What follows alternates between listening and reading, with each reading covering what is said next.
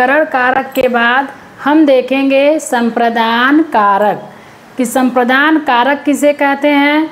तो इसकी परिभाषा की अगर हम बात करें तो कर्ता जिसके लिए या जिस उद्देश्य के लिए क्रिया करता है उसे ही हम कहते हैं संप्रदान कारक। किसे कहेंगे कि जो कार्य किसी उद्देश्य के लिए किया जाए, जो कार्य क्या है किसी उद्देश्य के लिए, जिस उद्देश्य के लिए कोई कार्य संपन्न होती है तो वहाँ पे होता है संप्रदान कारक। इसको आप उदाहरण के तौर पे समझिए कि कैसे हम पहचान करेंगे कि कौन सा संप्रदान कारक है। इससे पहले आप देख लीजिए का संप्रदान कारक का चिन्ह। तो संप्रदान कारक का चिन्ह मुख्य रूप से होता है के लिए, और कभी कभी को का भी प्रयोग होता है संप्रदान कारक के लिए। ठीक है, तो इसका कारक चिन्ह क्या है, के लिए या को। ठीक है, तो अब आप देखिए उदाहरण, जब हम उदाहरण पर ध्यान देंगे तभी हमको समझ में आएगा कि कौन सा कारक है। तो देखिए, राम स्नान के लिए नदी पर गया। तो राम क्या है, कर्ता। ये तो है कर्ता कारक, जो काम को करता है तो वो होता है कर्ता, ये है कर्ता। और गया, कहाँ गया, तो गया, तो ये हो गया हमारा क्रिया, क्रिया हो गया। और गया किसके लिए गया, नदी पर तो गया, लेकिन किसके लिए गया, उसका उद्देश्य क्या था नदी पर जाना, तो क्या था, स्नान के लिए। स्नान के लिए वो गया था, कहाँ गया था, तो नदी पर। उसका नदी पर जाने का उद्देश्य क्या था, स्नान करना। तो स्नान ये क्या हो गया, संप्रदान कारक, इसे ही हम कहेंगे संप्रदान कारक। और ये जो के लिए है ये हो गया इसका कारक चिन्ह, संप्रदान का ये कारक चिन्ह हो गया। ठीक है, समझ में आ गया कि जिस उद्देश्य के लिए कोई कार्य किया जाता है तो वहाँ होता है संप्रदान कारक। देखिए, राम स्नान के लिए नदी पर गया। तो राम नदी पर गया, किसके लिए गया, तो स्नान करने के लिए। उसका उद्देश्य तो था नदी में स्नान करना, तो उद्देश्य क्या था, स्नान। तो स्नान हो गया संप्रदान कारक, और के लिए संप्रदान कारक का चिन्ह। तो इस तरह के वाक्य में प्रश्न कैसे बनता है, जैसे आप देखिए दूसरा, मान लीजिए हमने इस शब्द को रेखांकित किया और प्रश्न पूछ दिया कि दिए गए वाक्य में जो रेखांकित शब्द है वह कौन सा कारक है। तो इस तरह से प्रश्न पूछता है एग्जाम में, तो हम इसको कैसे पहचानेंगे। तो सबसे पहले हम इस वाक्य को पूरा पढ़ेंगे अच्छे से कि मोहन रोगी के लिए दवा लाता है। तो मोहन यानी कर्ता, कर्ता क्या करता है, तो दवा लाता है, दवा लाने का काम कर रहा है। तो ये तो हो गया हमारा क्रिया, दवा लाने का काम कर रहा है। किसके लिए ला रहा है, तो रोगी के लिए। तो ये जो रेखांकित शब्द है ये क्या हो जाएगा, संप्रदान, संप्रदान कारक। और के लिए है, ये है इसका चिन्ह, यानी संप्रदान कारक का चिन्ह। ठीक है, तो अगर प्रश्न ये पूछे कि दिए गए वाक्य में कौन सा कारक चिन्ह है, तो के लिए क्या है, संप्रदान कारक चिन्ह। तो अगला देखते हैं, राजा गरीबों को दान देता है। कभी कभी क्या होता है, के लिए का प्रयोग न करके को का प्रयोग होता है। कभी कभी संप्रदान कारक में को चिन्ह का भी प्रयोग होता है। तो राजा गरीबों को दान देता है। तो राजा का दान देने का उद्देश्य क्या है कि जो गरीब है उसकी गरीबी दूर हो जाए। वह किसको दान देता है, तो गरीबों को। तो उसका उद्देश्य क्या है, गरीबी दूर करना। तो इसलिए यहाँ पे जो ये गरीब हैं ये होगा संप्रदान कारक, और ये जो को है ये है संप्रदान कारक का चिन्ह। तो संप्रदान कारक में के लिए और को दोनों का प्रयोग होता है। हम इस पूरे वाक्य को भाव के अनुसार पढ़ेंगे, न कि चिन्ह को देख करके। आप भाव के अनुसार पढ़िए। तो ये देखिए, जो काम करता है ये हो जाएगा कर्ता कारक, और दान देता है तो ये हो जाएगा क्रिया। दान देता है, किसको दान देता है? तो गरीबों को। तो गरीबों को दान देता है, तो गरीब जिस उद्देश्य के लिए दान दिया जाता है या जिसको दिया जाता है, जहाँ देने की बात हो या किसी उद्देश्य की बात होगी तो वहाँ पे होगा संप्रदान कारक। ठीक है, आई बात समझ में?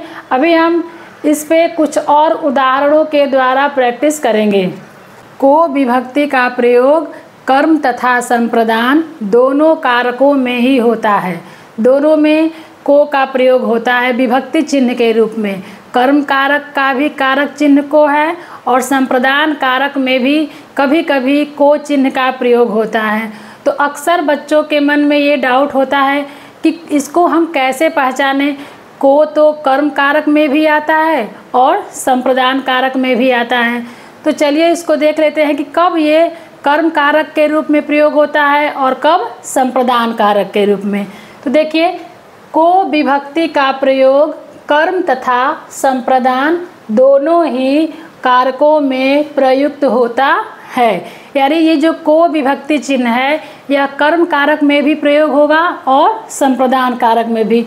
संप्रदान में देने या उपकार का भाव मुख्य होता है। संप्रदान में क्या होता है कि देने या उपकार का, जब किसी का उपकार किया जाए, किसी का भलाई का काम किया जाए, कोई भलाई का काम किया जाए, कोई उपकार का काम होता है, तो वहाँ पे को विभक्ति का प्रयोग होता है। वो कब होता है? संप्रदान कारक में। तो संप्रदान में मुख्य रूप से देने या उपकार का काम होता है, तो वहाँ पे को होगा। और इसके अलावा जहाँ को का प्रयोग हुआ है तो वो है कर्म कारक। जैसे देखिए उदाहरण में, मोहन गाय को बांधता है। अब आप बताइए यहाँ पे ये जो गाय है ये संप्रदान कारक है या कर्म कारक? इसको हम कैसे पहचानेंगे? यहाँ देखिए दूसरा उदाहरण है, मोहन गाय को चारा देता है। देखिए पहला है मोहन गाय को बांधता है, दूसरा है मोहन गाय को चारा देता है। इन दोनों में क्या अंतर है? दोनों में ही को विभक्ति का प्रयोग हुआ है। अब आप बताइए कि ये संप्रदान कारक है कि कर्म कारक है? इसको हम कैसे पहचानेंगे? तो देखिए, मोहन गाय को बांधता है, तो मोहन बांधता है, किसको बांधता है? तो गाय को। सीधा सीधा प्रभाव पड़ता है गाय पर। तो हमने बताया था कि कर्म कारक में जो कर्ता द्वारा जो क्रिया होता है उसका सीधा प्रभाव पड़ता है कर्म पे, तो वही होता है कर्म। जिस शब्द पे सीधा प्रभाव पड़ेगा तो वो होगा कर्म। तो यहाँ पे है मोहन गाय को बांधता है, तो ये होगा कर्म कारक, ये कर्म कारक है। और मोहन गाय को चारा देता है, जहाँ देने का भाव आए, देने का सेंस आएगा, तो वो गाय को क्या देता है? तो चारा देता है। मोहन चारा देता है तो किसके लिए? तो गाय के लिए। तो यहाँ पे होगा संप्रदान कारक, ये होगा संप्रदान कारक। इसको आप सीधा सीधा ऐसे समझिए कि जहाँ देने या उपकार का भाव होगा तो वहाँ होगा संप्रदान कारक। जहाँ देने या किसी का उपकार, जो कोई उपकार कर रहा है, उपकार का कार्य कर रहा है, उसका सेंस अगर आता है वाक्य में तो वहाँ होगा संप्रदान कारक। जैसे देखिए, वह गरीबों को कंबल देता है, वह गरीबों को कंबल देता है। तो ये इस गरीबों को हमने रेखांकित किया। और अब हम प्रश्न पूछ रहे हैं कि दिए गए वाक्य में रेखांकित शब्द कौन सा कारक है? तो वह गरीबों को कंबल देता है में गरीबों, ये कौन सा कारक है? तो हम देखेंगे कि ये क्या है। पहले यहाँ पे देखेंगे कि विभक्ति कौन सा आया है, तो को विभक्ति आया है। इसके बाद देखेंगे कि कार्य क्या हो रहा है। तो कंबल देता है यानी कंबल देने का काम यानी उपकार हो रहा है, किसी को कंबल देना, उसकी सहायता करना है। तो वो गरीबों को कंबल देता है यानी वह उपकार का कार्य कर रहा है। तो ये जो गरीब है ये क्या हो जाएगा, संप्रदान। और इसके अलावा देने या उपकार के अलावा जो जहाँ कहीं भी को का प्रयोग होगा तो वो होगा कर्म कारक, और जहाँ देने या उपकार का भाव होगा तो वहाँ होगा संप्रदान कारक। ठीक है, इतना समझ में आ गया। अब कुछ और उदाहरण देखते हैं। ये फल ब्राह्मणों को दे दो। क्या है, ये फल ब्राह्मणों को दे दो। दूसरा है लोग सूर्य को अर्घ्य देते हैं। किसको अर्घ्य देते हैं, तो सूर्य को। मैं नहाने को अभी नहीं जाऊंगा। मैं नहाने को अभी नहीं जाऊंगा। अपनी कलम दूसरों को मत दो। अपनी कलम दूसरों को मत दो।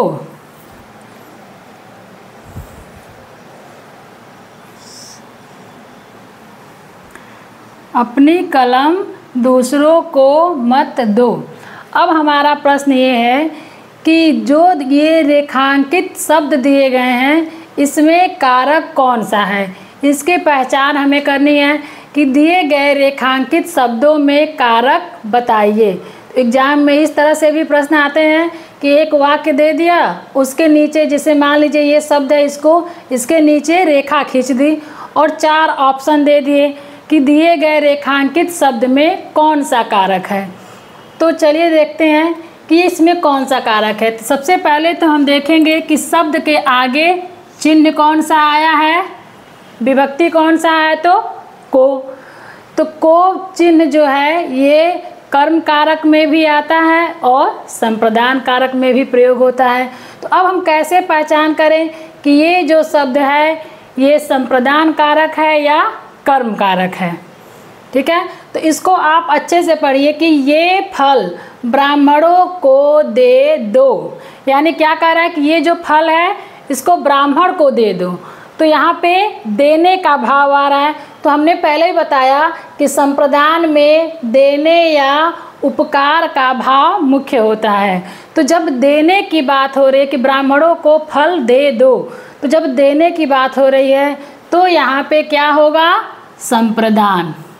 यहाँ पे होगा संप्रदान कारक, यहाँ पे कर्म कारक नहीं होगा, संप्रदान कारक ही होगा, क्योंकि यहाँ पे देने का भाव है।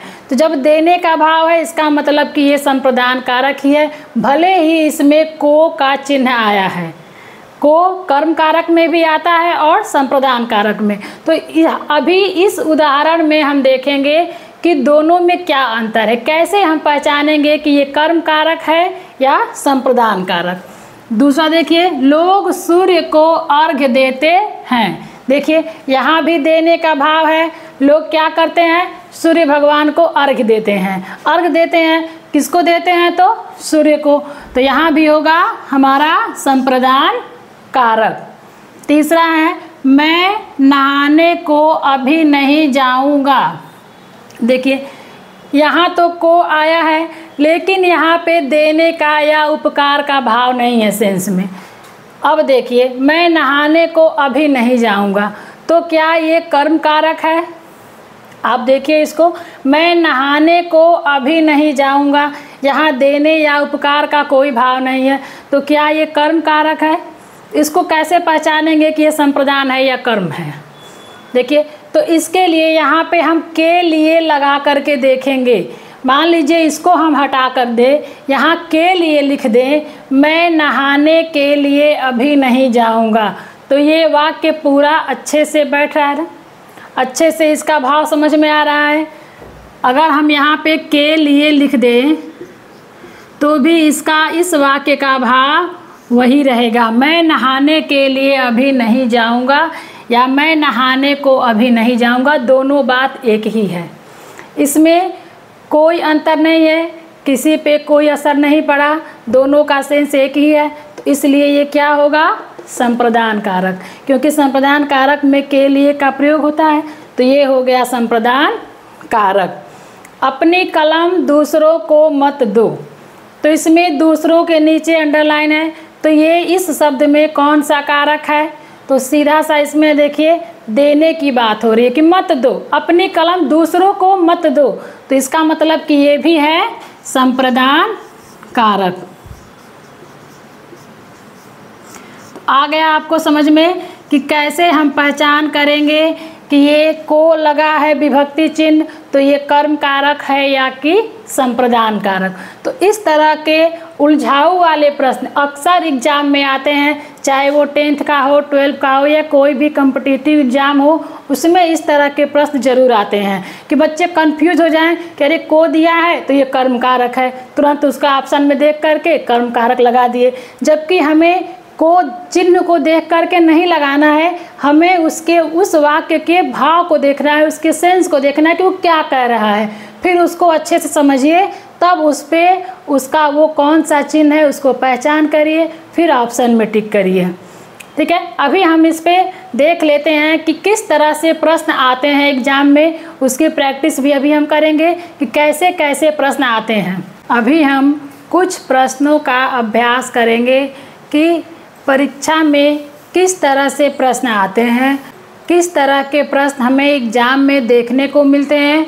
तो चलिए हम प्रैक्टिस कर लेते हैं कुछ प्रश्नों की। तो जैसे दिया गया है, दिए गए रेखांकित शब्दों में कारक बताइए।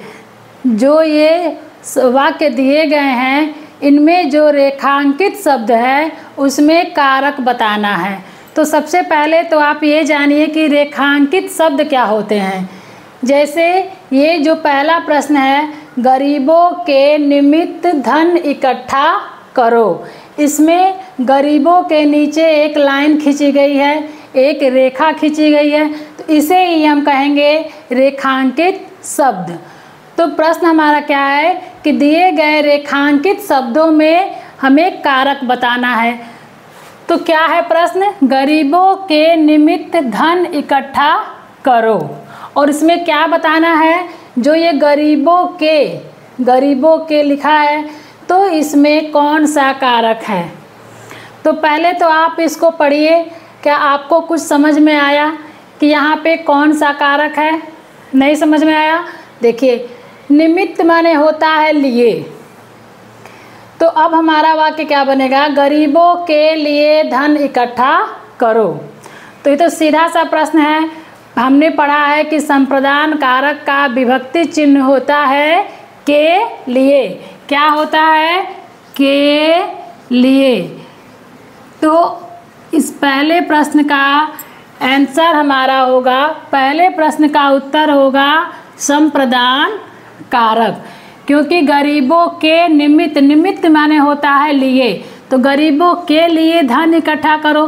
तो जब के लिए आ गया तो इसमें कुछ देखना ही नहीं है, ये क्या है, ये जो गरीबों के नीचे जो रेखा खींची गई है, तो ये जो शब्द है ये संप्रदान कारक है।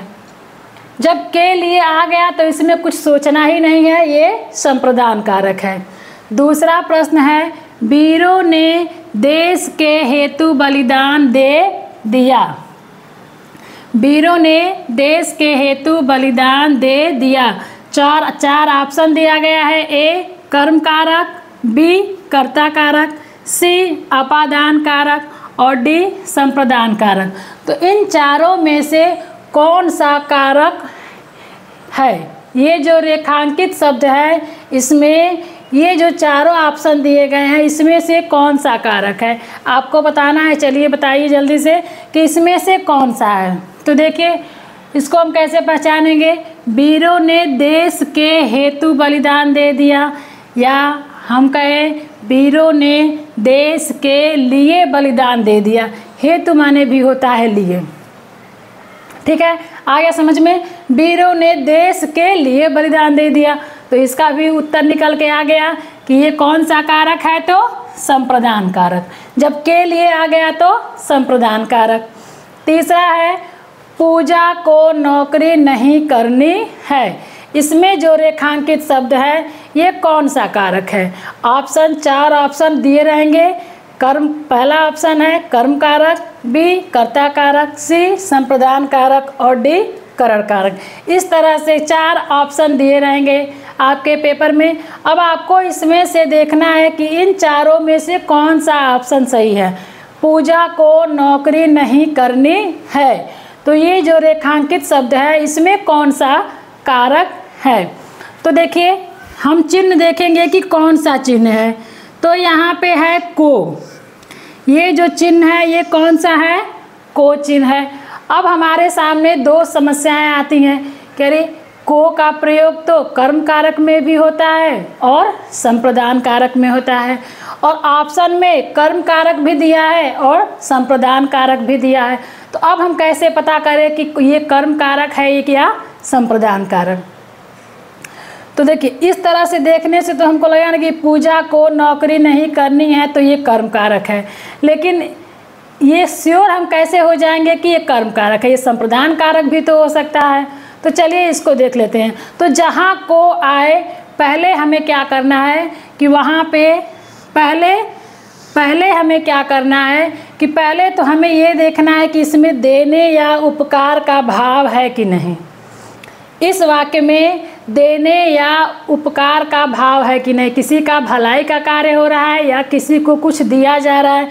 तो दोनों में से कोई भी सेंस यहाँ पे नहीं है, कोई भाव यहाँ पे नहीं है। पूजा को नौकरी नहीं करनी है, इसमें देने या उपकार की कोई बात नहीं है। तो पहला तो कट गया। दूसरा है कि हम यहाँ पे के लिए रख करके भी देख सकते हैं कि यह संप्रदान कारक है कि नहीं। जैसे अगर को के जगह पे हम के लिए रखें, पूजा के लिए नौकरी नहीं करनी है, तो क्या ये वाक्य सही है?